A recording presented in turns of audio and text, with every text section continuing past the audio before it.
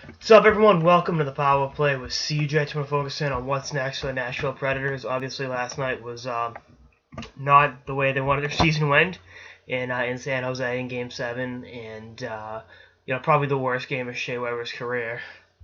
When you're really good, you're gonna have bad games every now and then, and sometimes they're gonna happen in Game 7 of Western Conference second round series. But you know, just absolute domination last night by the Sharks. But it's time for Nashville to put that in their rear view and focus in on next season. For the first time in a while, they made the playoffs and held on to their first round pick, which is good.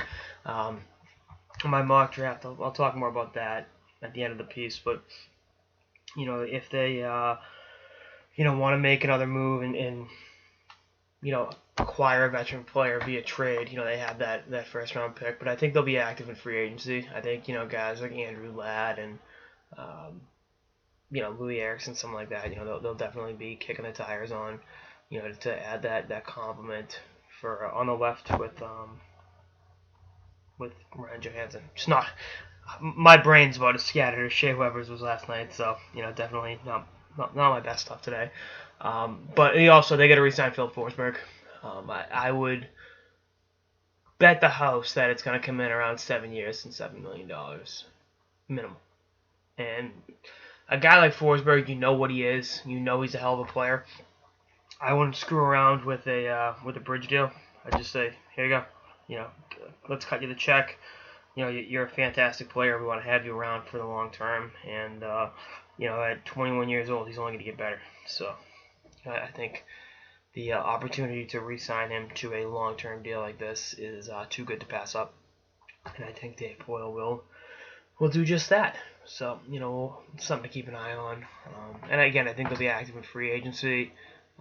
And they'll be active in the trade market. If that's the way they want to go about acquiring players, they got the assets in the organization. So definitely a thing to keep an eye on.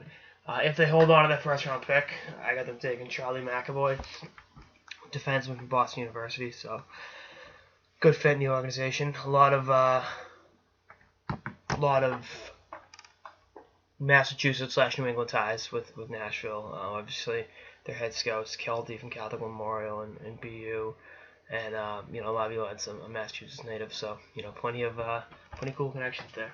So we'll see. There's plenty of reason to be optimistic that Nashville's going to take some steps forward and use this year, which is one of the best years in franchise history for them, as a building block to something great. And I know it seems like every time Nashville has a good year, I'm saying that, but they looked really good at times, and you can't let that Game 7 loss derail what was by all accounts a very successful season in the Music City. So we'll see how that all shakes itself up, but nothing to hang their heads on. Better days are coming. Anyway, that's all I got in this episode of the Power Play with CJ. Stay tuned for episodes throughout the playoffs and beyond. Later, guys.